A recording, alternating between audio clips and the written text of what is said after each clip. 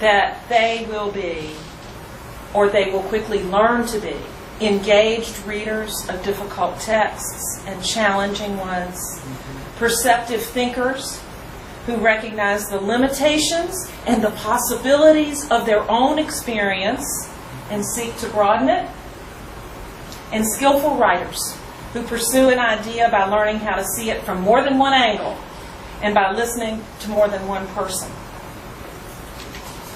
Okay, so here's how we do it. I don't mean to make it sound easy. It's not. It's like a life's work, okay? But it's only like we've only got 20 more minutes to talk, so I got to act like I know it. The first thing is teach inquiry. Teach inquiry. Teach those questions so that you develop curiosity. And the first way, I think, that I would say to teach inquiry is to teach students context. I'm going to show you my first picture now. Maybe.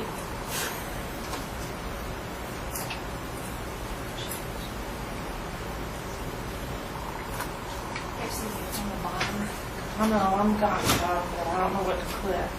I'm a Mac user. It's all turned off here. And I don't just touch it. Oh. Oh, hi.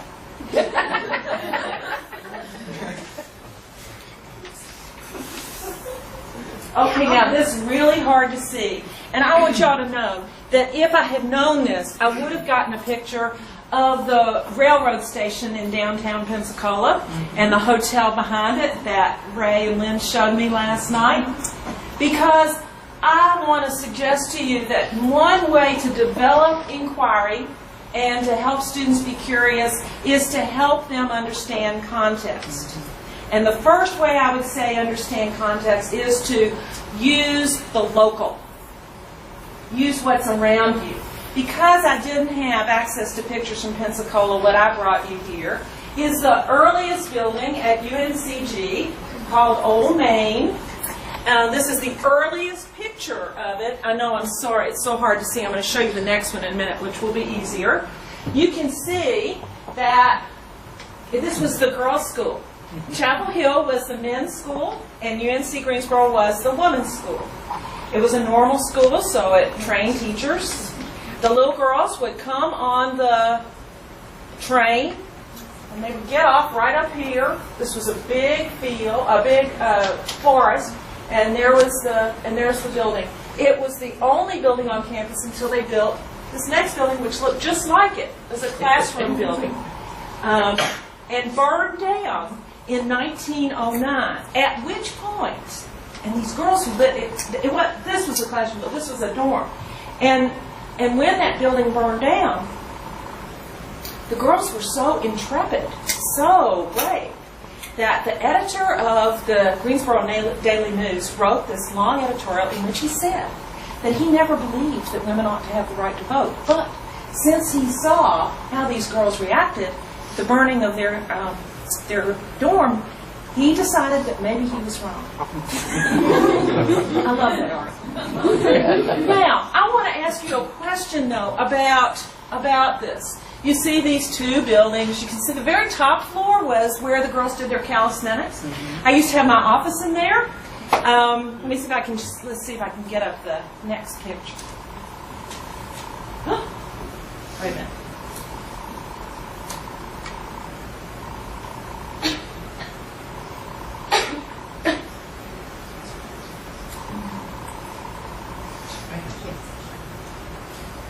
Click it. Click it. Click it 2 times. Click it twice. Yeah. Click it twice. There you go. Okay, now let's see if the other one comes up. No, I guess it went away. Okay, forget it, y'all. It's all right, because I got another good picture for you. This one isn't very good. I've got the most recent picture of this same building, Faustville. And you see different buildings around it. When I used to teach in that building. I used to have my office in that building, up on the 2nd floor. And the 3rd floor is you can't get up there unless you sneak up there like that. And it was the place where the girls did their calisthenics. And I used to tell my freshmen when they come, I'd say, if you come late at night or on the weekend and you're sitting in your office, sometimes you hear the sound somebody doing jumping? My students feel. But anyway, let me just ask you, can you, just even thinking about that, can you conceive of assignments that you could come up with that would deal with the context that surrounds your students? Sure. There's millions of them. Now, could you think about how that develops a sense of inquiry? Of course. Because it's right around them. There are a couple of things to remember. It's close in. They already know something.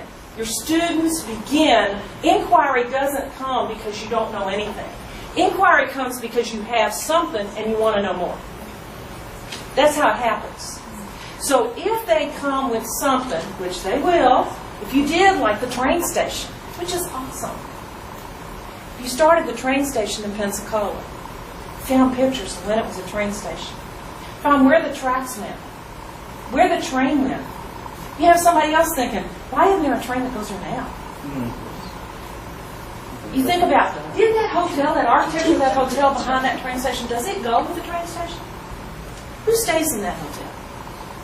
Who stayed in hotels in Pensacola when they got off the train in 1929? What was our town like? Good questions.